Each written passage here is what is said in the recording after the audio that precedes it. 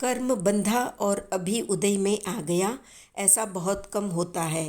कर्म बंधने के बाद उदय में आएगा ये निश्चित है, पर कब, कैसे, कहाँ, किस रूप में उदय में आएगा ये अनिश्चित है। यही तो कर्म का सीक्रेट है या राज है।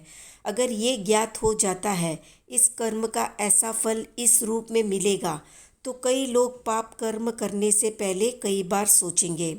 अगर कोई ये मानकर चले कि या कर्म पर भरोसा करे कि अगर आज मैं किसी जानवर का हाथ या पैर काट रहा हूँ तो मेरे भी हाथ और पैर काटे जाएंगे, तो क्या वो कभी किसी जानवर के साथ ऐसा करेगा? कभी नहीं करेगा। एक दृष्टि से हम भ्रम में रहते हैं कि अभी बुरा तो कर रहा हूँ, पर इसका फल किसी एक जन्म में मिलेगा, तब देखा जाएगा, अभी तो नहीं मिलेगा। ये सोच व्यक्ति को कई बुरे कर्म करने के लिए प्रेरित करती है। अगर हम 100% श्योर है या निश्चित है कि जैसा करेंगे वैसा ही 200% मिलेगा, तो व्यक्ति बुरा करेगा ही नहीं।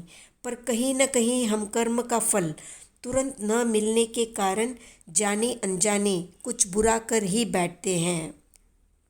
कर्म फल के प्रति अविश्वास भी कईयों को इसलिए होता है क्योंकि करते कर्म हम आज है और उसका फल मिलता है किसी एक जन्म में, जब हम सारी वो बातें भूल चुके हैं। वो जन्म बीत चुका है जिसमें हमने बुरे कर्म किए थे।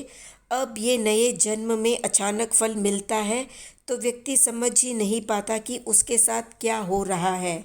यही माया है कर्म की, कि हम ढूंढते ही रह जाते हैं हमारी स्थिति का कारण, पर उसका जवाब हमें कभी नहीं मिलता। क्योंकि अगर जवाब मिल जाता तो सारे ही सही रास्ते पे आ जाते। जवाब इसलिए नहीं मिलता ताकि हम संसार चक्र में उलझे रहे, जन्म मरण करते रहे। प्रकृति की यही तो व्यवस्था है, जन्म और मरण। इनसे परे जाना है तो सच्चाई को समझना होगा।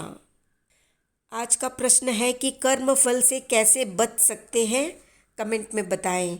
वीडियो पसंद आया तो लाइक, शेयर, सब्सक्राइब करें।